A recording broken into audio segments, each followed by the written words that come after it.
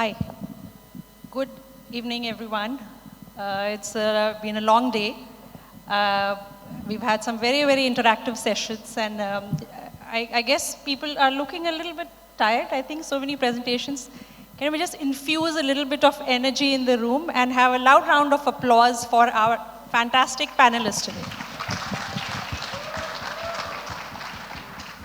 We have a very esteemed panel, and it is really my honor and my privilege to have you all here. We had some very interesting presentations in the morning and in the afternoon. So many insights came into about what a leader should be doing, or what are the challenges for a leader. So creative or data, looking at the consumer and also managing internally the challenges that are happening.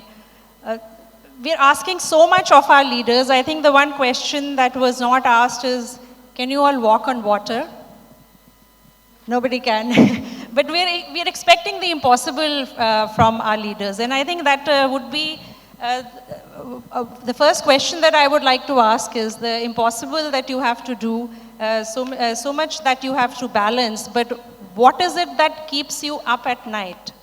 What are the biggest challenges that you see in the age of digital dynamism? So we'll start with MARLINA first. Okay. Working in an agency, I think what I see is the real human connection and less empathy is some of the challenges that we are facing now. Adapting to this digital transformation because of the pandemic make us have to move faster, keep moving, keep changing. And then, unfortunately, we spend a lot of hours looking at our screen, scrolling up, scrolling down, right? Staying updating, right? But then we forget that we are all human. We still need to be connected as a human being. I think that's something that we need to work on again. Thank you for that, Boo. Amit, what do you think? See, in terms of challenges, I think, or I'll say nothing keeps me awake at night. I can sleep well. But I think there are a lot of things that we need to keep looking at in terms of challenges. One is, I think a lot of people have been talking about it. I think just in the previous session, Prakash was saying, there's so many technologies that are there.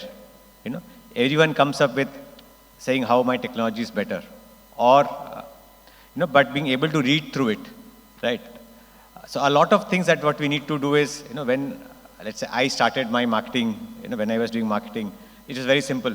There was reach, frequency, you multiplied, you get GRP. So it was much simpler. Now the metrics keep changing all the time. It's continuously evolving.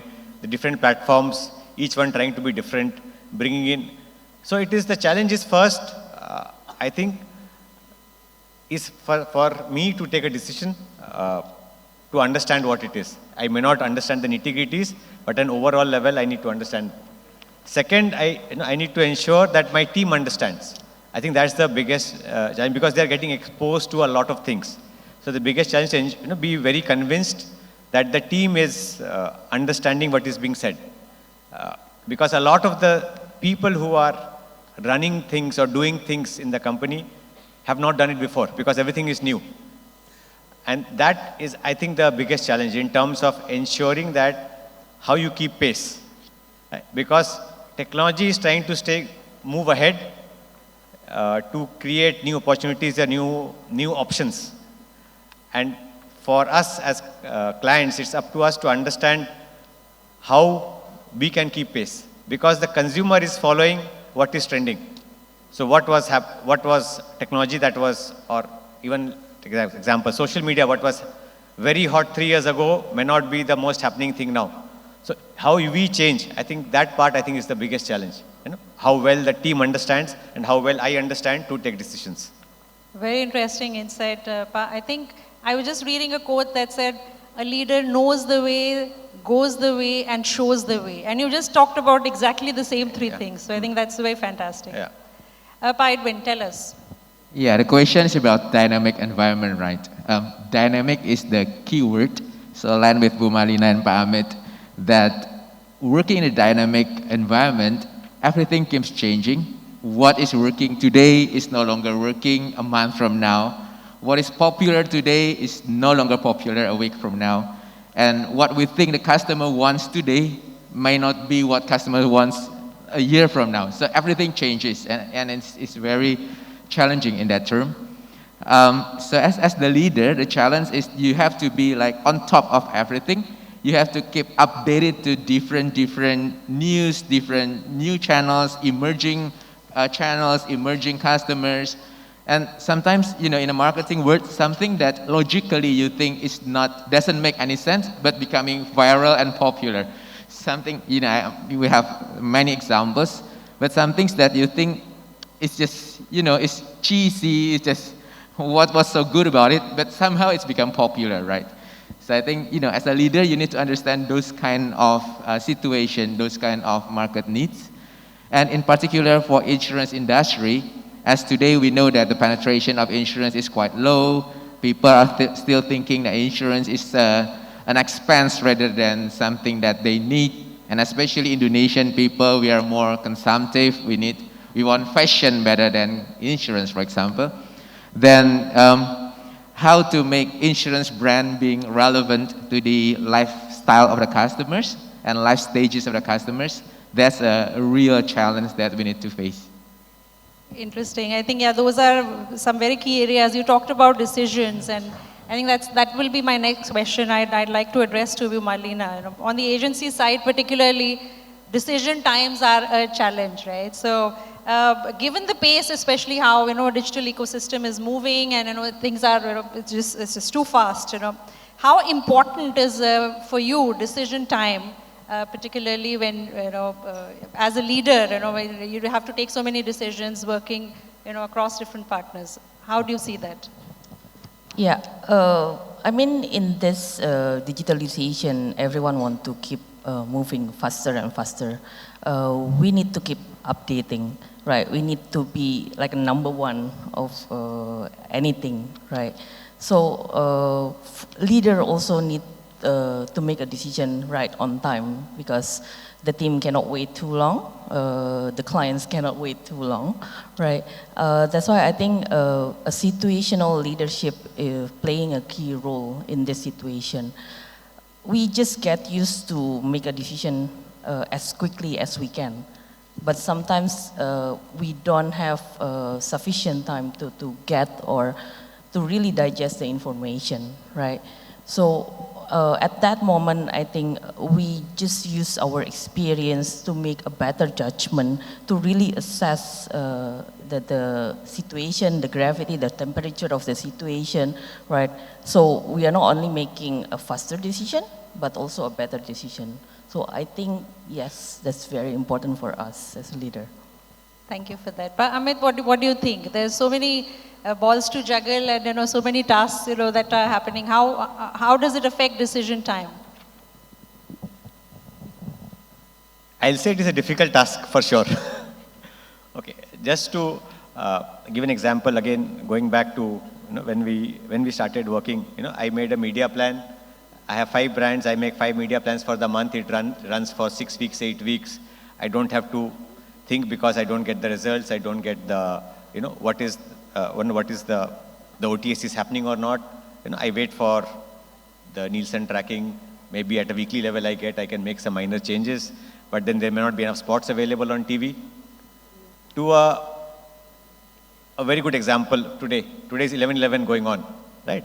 So 11/11, when as a company you have 8 brands running a campaign, it is not 8 campaigns running. Right? It is 8 campaigns, 8 brands broken up into maybe 4 or 5 different activities that are going on during the day. You have something for a flash sale, you have something for a regular, which is running on few brands, a few SKUs have a special promo only for 2 hours.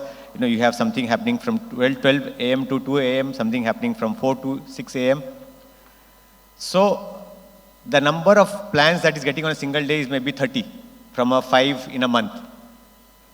So, and plus, when you are running a campaign 12 a.m. to 2 a.m., you realize at 1:30 you are not getting the results that you want, the kind of ROAS or kind of ROI you want. So you have to change it or modify it for the next campaign.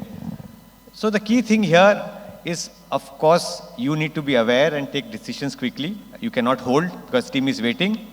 The second, I think, is very, very important is empowerment in terms of setting a range for the team, saying, if this is happening within this range, go ahead, don't come to me. You can take the formal approvals later, but you need immediate action. I may be in some other meeting, I may be doing something else, I may be in a seminar like this, but you set up you empower the team saying, if it is coming up to this, please go ahead and make the change, empowering the team. I think these are the two critical ones, taking decisions faster, being able to adapt faster, and of course empowering the team, within a certain broad guideline. Interesting. I think there was earlier a discussion made during the day about decentralizing power, So I think that's so critical because as leaders, there's only so much you can do. And good. Thank you for that. EDWIN, I think it's a little different question. I know decision time, has been answered. It's about, you're talking about changing technologies and, it's, there's been a lot of discussion today about AI and, it's all the new things that are coming in, skill sets that have to be managed. So in a very dynamic digital landscape, and with all of this changing and having to keep pace, with people as well, in terms of how you will make the whole thing run as well-oiled machinery. So what are your time-tested best practices, if I may ask, on making sure that you are able to juggle all of this as a leader in this environment? Yeah, sure. Now I have a short answer of 3 words. First word is empathy, empathize.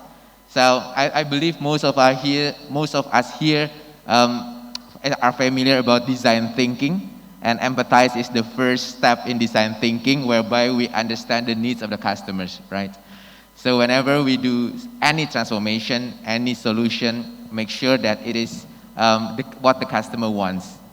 Go to the customer, bring yourself as close as possible to the customer. That's the first one, empathize. Number 2 is innovate. So keep innovate, never stop innovate. You see, innovate or die. So with that dynamic environment, everything keeps on changing in a very fast pace. Innovate is something that is a must. It's not a choice. And number 3, what I will say is stay relevant. Something that you deliver now maybe work for a month, a year, you don't know, but you need to keep on enhancing that and stay relevant with whatever happening in the market, and come back to the first 2, empathize and innovate. In our experience, we've got our website for purchase of insurance, AXA My Page, we call it. It was launched about 4 years ago in 2018. Like at that time, we were quite a market leader in this kind of e-commerce in insurance in Indonesia. Now is no longer the first, but we keep on evolving the channel.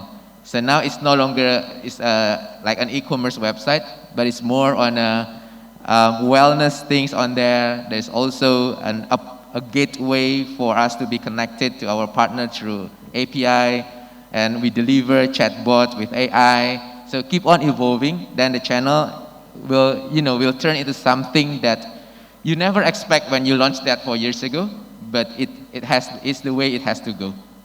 I think that's the short answer. Interesting, very interesting insights, Pat. Thank you. Amit, what do you think? What are your time-tested best practices for juggling everything? Interesting one. I think one of the key things, and I think a lot of other people, previous panelists have also spoken about, I think it is about how to ensure that there is a consumer insight and you are talking to the consumer. I think it's about keeping the team or guiding the team. Sometimes they get swayed by, oh, this brand is doing that, this brand is doing that. For example, I see currently the trend is people doing live, especially in our category on personal care, skincare. You will see brands doing a lot of live. There are brands which are 24 hours live. So one brand did 24 hours. There's one brand which has 4 different channels going live all the time. So what we see is that the brands are becoming more like commodities. So I cannot differentiate when I look at 5 different lives going on. Which brand is what. right? And the basic point is hard selling of offers. So it is important that while you need to do that, how do you still create and maintain your brand identity and also talk about what the consumer is looking for. The consumer, okay, a deal is important for the consumer, but eventually for the consumer, most important is what does the product deliver. And if that remains the focus of the communication, focus of all your activities or activation, the consumer will come to you.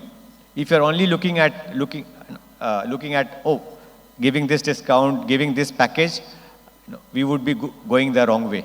It might give you short-term, immediate 2 days sale, but I think in the long term, it does not happen. So it's very, very important to be aware of what the consumer insight that we have, what is the consumer looking for, and are we meeting a consumer need? I think that, and that is where I think as a leader, the key role comes in of, because there are a lot of these young, excited people who are part of the marketing team nowadays, and how you keep, guide them towards the eventual, let's say consumer goal, and not towards, a social media goal.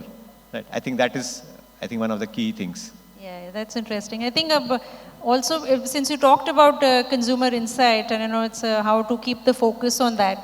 From the agency perspective, MARLINA, how do you see that? How do you make sure that, given there is so much happening, and he was just talking about so many brands going live at the same time, and every brand is competing for attention. So how do you look at, the consumer and meeting the consumer's needs in such an environment? I think data insight is the most important thing, because from that insight we can get to know what consumer want. Back to consumer centricity, right? Where we try to understand their need, their goals, and align that with our brand's goals, our clients' goals, right? So I think that's important, because nowadays with the social media, with the technology, everything is evolving. Yeah, when everything is evolving, everyone needs to be the number one. They need to be the first one of doing anything without really thinking, is this really related to my customer or not, right? So let's go back to the consumer needs, so we know what we need to do for our brands, what we need to do for our consumers. I think that. Okay, good. We have very little time left, so just one last comment that everybody wants to make that makes you optimistic for the coming year. What opportunity do you see, and what makes you feel optimistic about it? Pamit. I think a lot to look forward to. I think a lot to learn, a lot to unlearn, more importantly. I think it will be very, very interesting, 2023. Fantastic. I think digitalization will continue 2023 in any form, but digital is still the theme. Fantastic. We cannot avoid the technology evolve. Yeah, so I think what we can do, we embrace with that, we keep moving, adapting faster, and think for the best for our brands and for our companies. Fantastic. Well, thank you so much. We are just right on time, and a big thanks to the panelists, for this very interesting discussion, and for the audience for very patiently listening. So just a loud round of applause once again to wind this up. Thank you, everyone. Thank you. Thank you very much, panelists. Of course, once again, thank you, Mr. AMIT Kumar Don, Mr. EDWIN SUGIANTO, Ms. MARLINA Lim, and Ms. RACHNA SHARMA.